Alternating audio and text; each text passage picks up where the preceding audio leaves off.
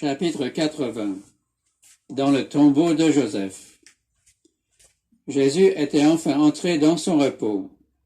Ce jour interminable d'opprobre et de supplice avait pris fin.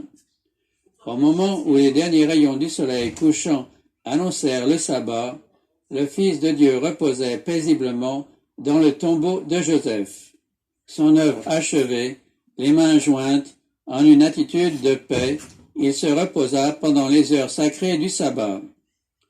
Au commencement, après avoir achevé l'œuvre de la création, le Père et le Fils s'étaient reposés le jour du sabbat. Quand eurent été achevés les cieux et la terre, avec toute leur armée, le Créateur se réjouit avec tous les êtres célestes dans la contemplation de ce glorieux spectacle, pendant que les étoiles du matin entonnaient des chants d'allégresse et que les fils de Dieu poussaient des acclamations. Maintenant, Jésus se reposait, ayant accompli l'œuvre de la rédemption. Et, bien qu'il y eût de la tristesse parmi ceux qui l'avaient aimé sur la terre, le ciel était dans la joie. De brillantes perspectives d'avenir apparaissaient aux yeux des êtres célestes. Une création restaurée, une race rachetée, incapable de tomber après avoir vaincu le péché.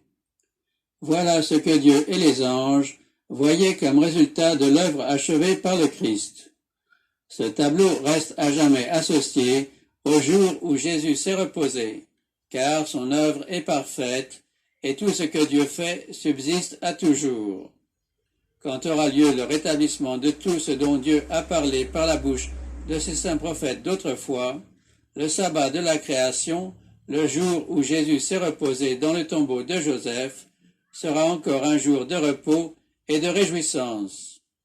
Le ciel et la terre uniront leurs louanges quand, de sabbat en sabbat, les nations rachetées se prosterneront dans une adoration joyeuse devant Dieu et devant l'agneau. Les derniers événements du jour de la crucifixion apportèrent de nouvelles preuves de l'accomplissement des prophéties et rendirent un nouveau témoignage à la divinité du Christ. Lorsque les ténèbres se furent dissipées autour de la croix et que le Sauveur mourant eut prononcé son dernier cri, on entendit immédiatement une autre voix qui disait « Cet homme était vraiment le Fils de Dieu ». Ces paroles furent prononcées d'une voix forte. Tout le monde se détourna pour voir d'où elles venaient. Qui avait parlé? C'était le centenier romain. La patience divine du Sauveur, sa mort soudaine, précédée d'un cri de victoire, avait fait impression sur ce païen. Dans ce cœur meurtri et brisé, suspendu à la croix, le centenier reconnut la forme du Fils de Dieu. Il ne put s'empêcher de confesser sa foi. On voyait ainsi, une fois de plus, qu'il serait donné au Rédempteur de contempler les fruits de ses labeurs. Le jour même de sa mort, 3 hommes, très différents les uns des autres, avaient confessé leur foi. Celui qui commandait la garde romaine, celui qui avait porté la croix du Sauveur, et celui qui était mort sur la croix à côté de lui. Comme le soir approchait, un calme céleste entourait le calvaire. La foule s'était dispersée, et plusieurs étaient retournés à Jérusalem avec des sentiments bien différents de ceux qu'ils avaient éprouvés le matin. Beaucoup accourus pour voir la crucifixion et poussés plutôt par la curiosité que par la haine du Christ, avaient cru néanmoins aux accusations des prêtres et considéraient le Christ comme un malfaiteur.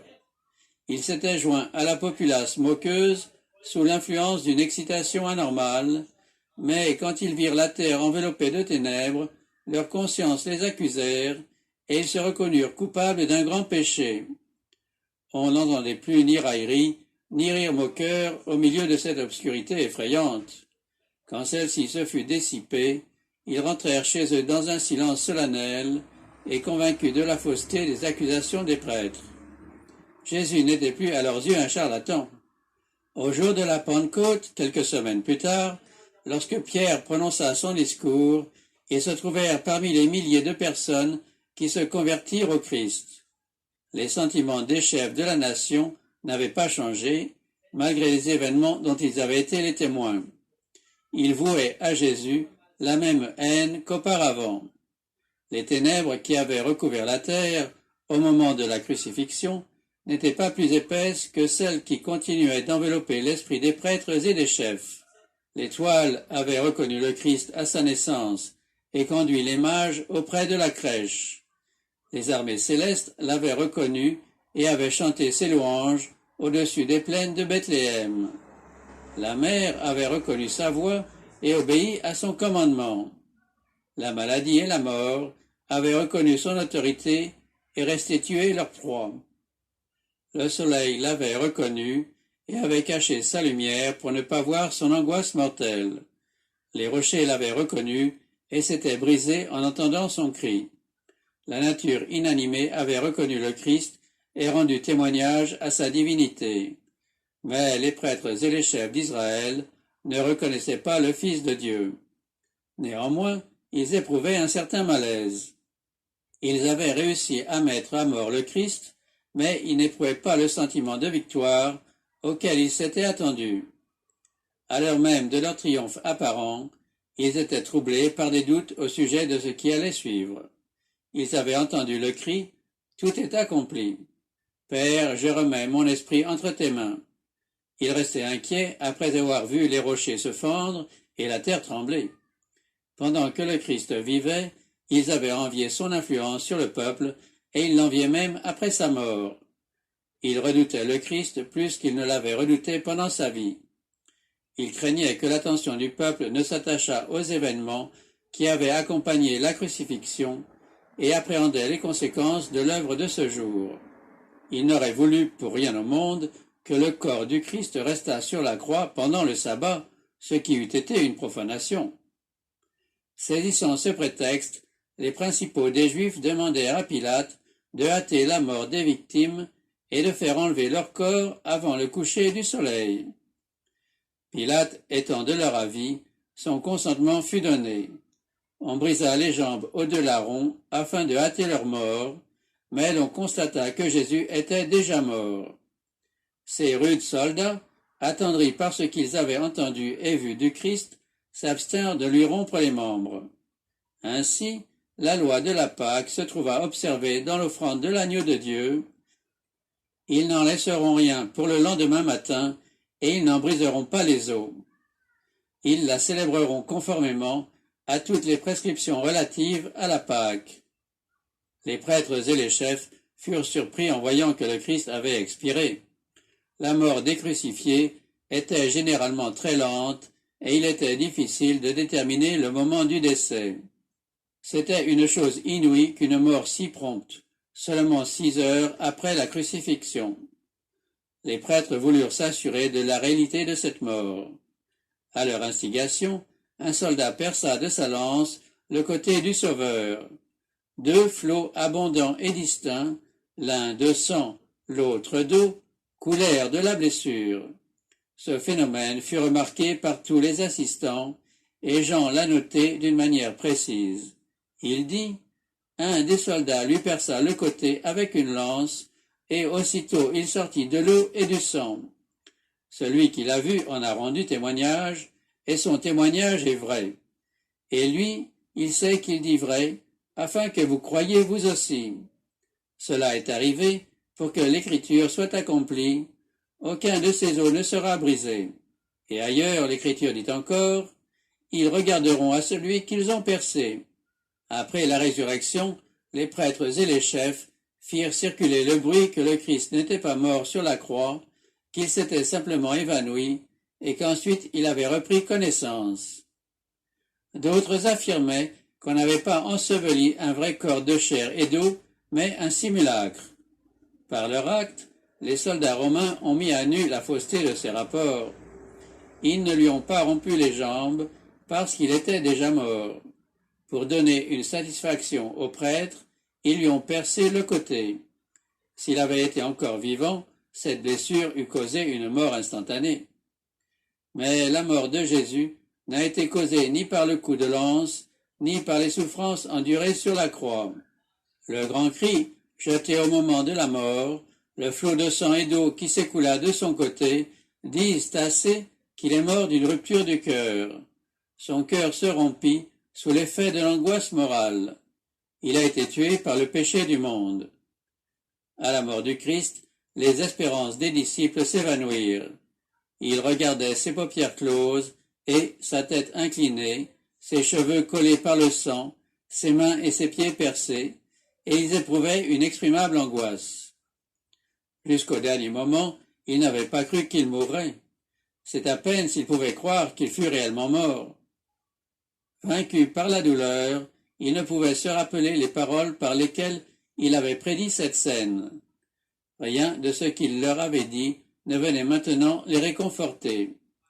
Ils ne voyaient qu'une chose, la croix avec sa victime sanglante. L'avenir leur paraissait désespérément sombre. Leur foi en Jésus avait disparu. Cependant, ils n'avaient jamais autant aimé leur maître. Jamais ils n'avaient aussi bien compris sa valeur et senti combien sa présence leur était nécessaire. Même après sa mort, les disciples éprouvaient le plus grand respect pour le corps du Christ et ils désiraient lui donner une sépulture honorable, mais ne savaient comment faire. Jésus avait été condamné comme rebelle au gouvernement romain. Les condamnés de cette catégorie étaient ensevelis dans un lieu qui leur était spécialement destiné. Jean s'attardait auprès de la croix avec les femmes venues de la Galilée. Il ne voulait pas que le corps du Seigneur restât aux mains de soldats insensibles et fût jeté sans honneur dans une fosse commune. Mais il ne pouvait l'empêcher. Il n'avait aucune faveur à obtenir des autorités juives et ne jouissait d'aucune influence auprès de Pilate. Dans cette conjoncture, Joseph d'Arimathée et Nicodème vinrent au secours des disciples. Tous deux riches et influents, membres du Sanhédrin, en relation avec Pilate, ils étaient bien décidés à donner au corps de Jésus une sépulture honorable. Joseph alla hardiment auprès du gouverneur romain et sollicita l'autorisation de prendre le corps de Jésus. Pilate apprit alors, pour la première fois, que Jésus était réellement mort. Des rapports contradictoires concernant les événements qui avaient accompagné la crucifixion étaient parvenus jusqu'à lui, mais on lui avait caché à dessein la mort du Christ. Les prêtres et les chefs avaient averti Pilate que les disciples du Christ pourraient bien se rendre coupables d'un subterfuge à l'égard du corps du Christ. Ayant entendu la requête de Joseph, Pilate fit appeler le centenier qui avait été envoyé à la croix et obtint de lui la certitude que Jésus était bien mort. Il entendit aussi de sa bouche un récit des scènes du calvaire qui confirmait le témoignage de Joseph. Joseph obtint l'objet de sa requête. Tandis que Jean était inquiet au sujet de l'ensevelissement de son maître, Joseph, nanti de l'ordre de Pilate, venait chercher le corps du Christ, et Nicodème apportait un mélange coûteux de myrrhe et d'aloès, du poids d'environ 100 livres, afin de l'embaumer. Les personnes les plus influentes de Jérusalem n'auraient pu recevoir de plus grands honneurs à leurs funérailles. Les disciples furent surpris en voyant que ces hommes riches et puissants s'intéressaient autant qu'eux-mêmes à l'ensevelissement de leur maître.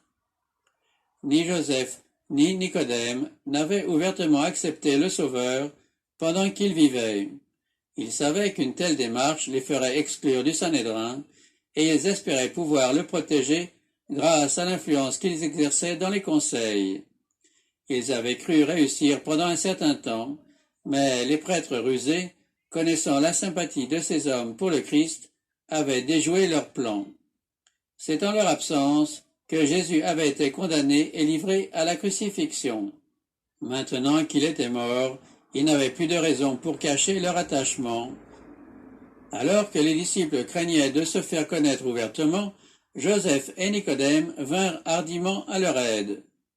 L'intervention de ces hommes riches et honorés était bien nécessaire à ce moment-là. Ils pouvaient faire pour le Maître, après sa mort, ce que les pauvres disciples étaient dans l'impossibilité de faire. Leur fortune et leur influence les mettaient à l'abri, dans une grande mesure, de la malice des prêtres et des chefs.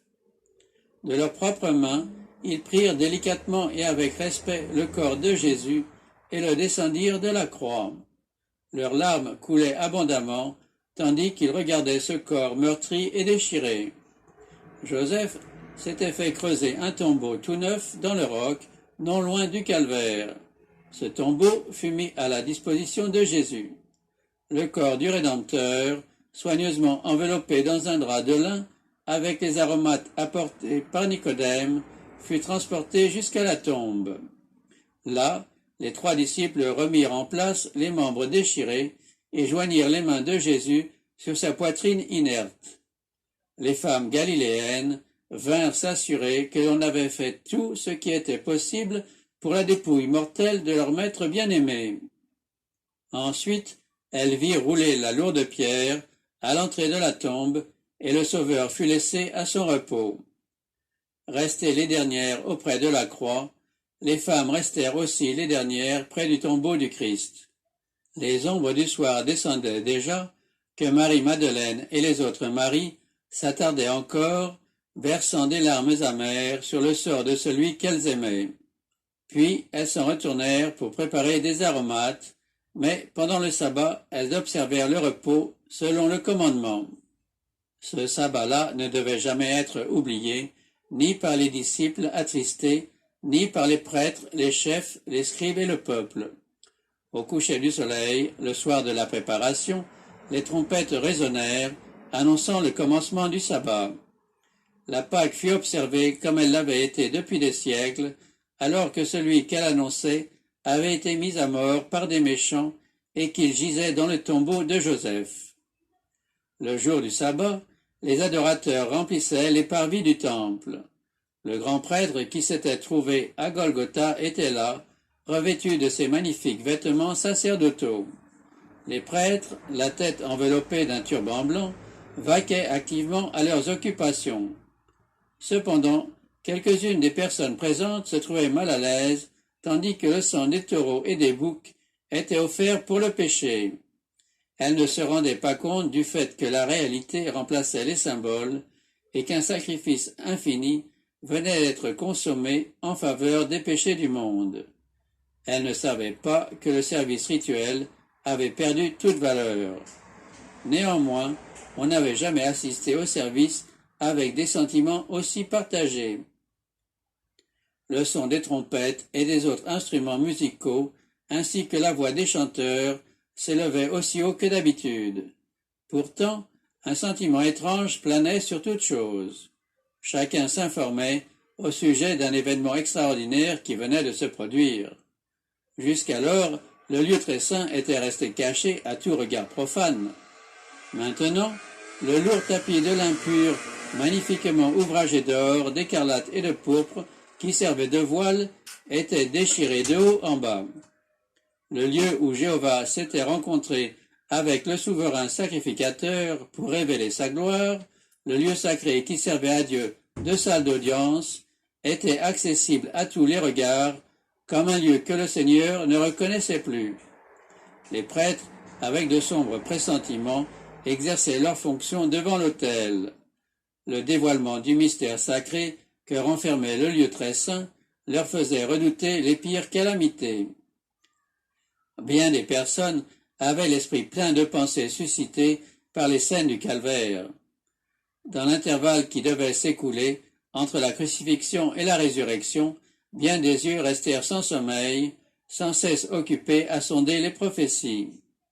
On s'efforçait de saisir la signification de la fête que l'on célébrait à ce moment-là, ou de trouver les preuves que Jésus n'était pas ce qu'il avait prétendu être, ou bien encore de découvrir des preuves de sa messianité.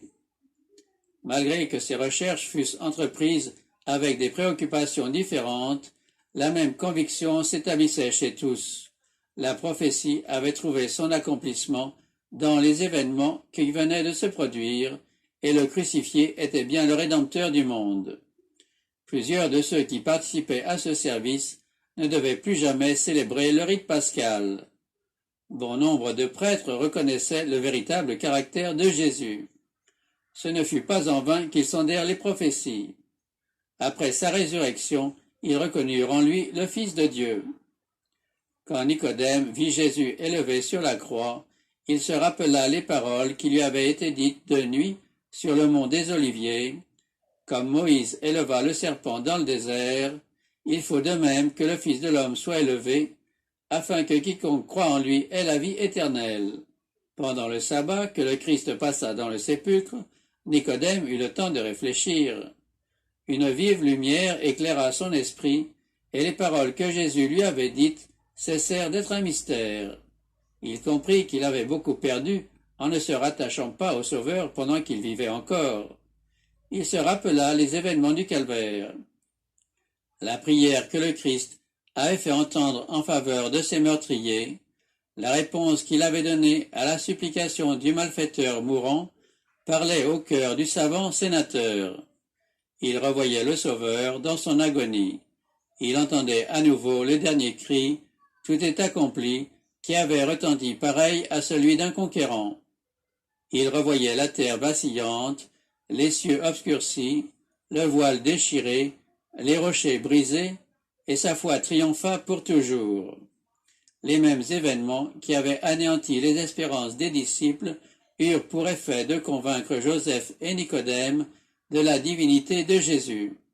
Leurs craintes firent place au courage d'une foi ferme et inébranlable. Jésus n'avait jamais autant attiré l'attention des foules que depuis qu'il était dans sa tombe. Les gens continuaient d'amener des malades et des personnes souffrantes dans les parvis du temple et demandaient « Qui peut nous dire où se trouve Jésus de Nazareth ?» On venait de très loin pour trouver celui qui avait guéri des malades et ressuscité des morts. De tous côtés, on entendait dire « Nous voulons voir le Christ, le guérisseur ». À cette occasion, ceux qui présentaient les symptômes de la lèpre étaient examinés par les prêtres. Plusieurs avaient la douleur d'entendre déclarer lépreux soit leur mari, soit leur femme, soit leurs enfants. Ces malheureux devaient quitter leur foyer, cesser d'être l'objet des soins de leurs amis et tenir tout le monde à distance en criant « Impur, impur !» Les mains bienveillantes de Jésus de Nazareth, qui n'avait jamais refusé l'attouchement guérisseur aux lépreux les plus repoussants, étaient jointes sur sa poitrine. Les lèvres qui, en réponse à la supplication du lépreux, avaient prononcé ces paroles consolantes « Je le veux, sois purifié », étaient maintenant silencieuses. Plusieurs faisaient appel, mais en vain, à la pitié des principaux sacrificateurs et des chefs pour obtenir quelque soulagement. On eût dit qu'ils étaient décidés à obtenir que le Christ fût de nouveau vivant au milieu d'eux. Ils le réclamaient avec persistance et ne voulaient pas se laisser congédier. On les chassa des parvis du temple et les soldats furent placés aux portes pour refuser l'entrée aux foules qui affluaient avec des malades et des mourants. L'espoir des affligés, accourus pour chercher la guérison auprès du Sauveur, sombrait dans une amère déception. Les rues retentissaient de lamentations. Des malades mouraient faute de l'attouchement de Jésus. En vain, l'on consultait des médecins. Personne ne possédait l'habileté de celui qui reposait dans le tombeau. En entendant les gémissements de tant d'êtres souffrants, des milliers de personnes comprenaient qu'une grande lumière venait de quitter le monde. Sans le Christ, la terre n'était plus qu'obscurité et ténèbres. Beaucoup de ceux qui avaient crié « Crucifie-le, voyaient maintenant de quelle calamité ils étaient frappés, et, si Jésus eût été encore vivant, ils eussent crié tout aussi volontiers « Relâche-nous, Jésus !» Quand le peuple eut appris que Jésus avait été mis à mort par les prêtres, on s'enquit au sujet de cette mort, et bien que le secret fût gardé le mieux possible, le nom du Christ passait sur des milliers de bouches, et partout l'on parlait de son procès, qui n'avait été qu'une parodie, et de l'inhumanité dont avaient fait preuve ses juges. Des hommes intelligents s'adressaient aux prêtres et aux chefs pour avoir l'explication des prophéties de l'Ancien Testament concernant le Messie. Ces docteurs essayaient d'inventer une réponse mensongère. Ils paraissaient atteints de folie et étaient incapables d'expliquer les prophéties se rapportant aux souffrances et à la mort du Christ, de sorte que beaucoup de chercheurs furent convaincus que les Écritures étaient accomplies. Les prêtres s'étaient promis une douce vengeance, mais déjà celle-ci leur était amère. Ils se voyaient l'objet des censures sévères du peuple qu'ils avaient influencé contre Jésus et qui étaient maintenant remplis d'horreur à la pensée de la honteuse action commise. Ces prêtres s'étaient vainement efforcés de croire que Jésus était un séducteur. Quelques-uns avaient été témoins de la résurrection de Lazare, et ils frémissaient à la pensée que le Christ pourrait ressusciter lui aussi d'entre les morts et réapparaître devant eux. Ils l'avaient entendu dire qu'il avait le pouvoir de donner sa vie et de la reprendre. Ils se rappelaient ces paroles: « Détruisez ce temple, et en 3 jours je le relèverai. » Judas leur avait rapporté les paroles que Jésus avait dites au cours de son dernier voyage à Jérusalem. « Voici, nous montons à Jérusalem, et le Fils de l'homme sera livré aux grands prêtres et aux scribes. Ils le condamneront à mort et le livreront aux païens, pour qu'ils se moquent de lui, le flagellent et le crucifient. Et le 3e jour, il ressuscitera. » Ils avaient ridiculisé ces affirmations, mais maintenant ils constataient que déjà la plupart des prédictions du Christ s'étaient accomplies. Qui pouvait garantir qu'il ne ressusciterait pas au 3e jour, comme il l'avait proclamé? Ils cherchaient sans y parvenir à se débarrasser de ces pensées. Comme leur père, le diable, ils croyaient et tremblaient. Maintenant que l'effervescence était calmée, l'image du Christ s'imposait à leur esprit. Ils le revoyaient devant ses ennemis, serein, ne faisant entendre aucune plainte, endurant sans un murmure les injures et les mauvais traitements qu'on lui infligeait. Ils se souvenaient des moindres particularités du procès et de la crucifixion, et en eux s'établissait la conviction que celui qu'ils avaient crucifié était le Fils de Dieu. Ils sentaient qu'ils pouvaient à tout instant se dresser devant eux, d'accuser et devenir leur accusateur, de condamner leur juge et exiger la mort de ces meurtriers. Au cours de ce sabbat, ils n'eurent guère de repos. Ceux-là même qui n'avaient pas voulu franchir le seuil d'un païen, par crainte de se souiller, tinrent un conseil à propos du corps du Christ. La mort et le sépulcre devaient garder celui qu'ils avaient crucifié. Les grands prêtres et les pharisiens allèrent ensemble trouver Pilate et dirent: « Seigneur, nous nous souvenons que cet imposteur a dit, quand il vivait encore, « Après 3 jours, je ressusciterai. » Ordonne donc que le sépulcre soit gardé jusqu'au 3e jour, afin que ses disciples ne viennent pas dérober Jésus et dire au peuple: « Il est ressuscité des morts. » Cette dernière imposture serait pire que la première. Pilate leur dit: « Tenez, voici une garde. Allez, assurez-vous de lui comme vous l'entendrez. » Les prêtres donnèrent des instructions pour la surveillance du sépulcre. Une grande pierre avait été placée devant l'ouverture.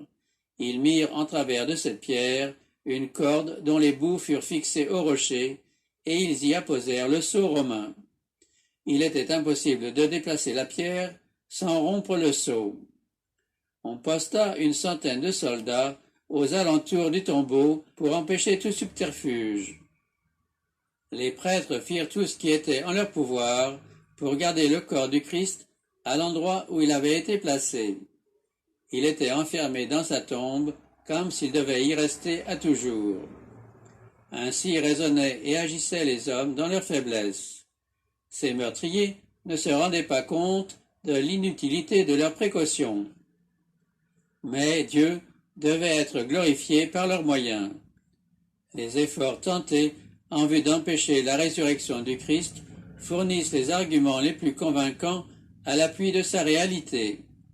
Plus nombreux étaient les soldats autour de la tombe, plus puissant serait le témoignage en faveur de la résurrection. Le Saint-Esprit avait déclaré par l'intermédiaire du psalmiste, des centaines d'années avant la mort du Christ: « Pourquoi les nations s'agitent-elles? Pourquoi les peuples forment-ils de vains projets? Les rois de la terre se sont soulevés, et les princes conspirent ensemble contre l'Éternel et contre son oint. Celui qui habite dans les cieux en rira. » La garde romaine et les armes romaines étaient impuissantes à retenir dans la tombe le Seigneur de la vie. L'heure de la délivrance approchait.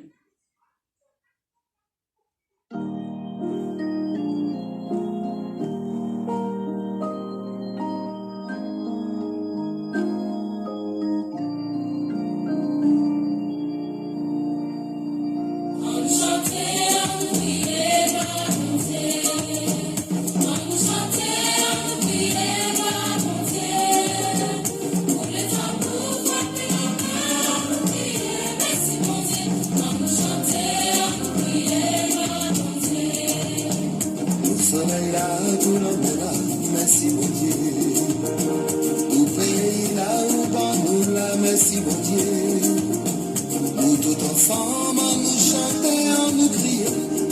bon Dieu, on nous chanter, on nous crier gloire à bon Dieu.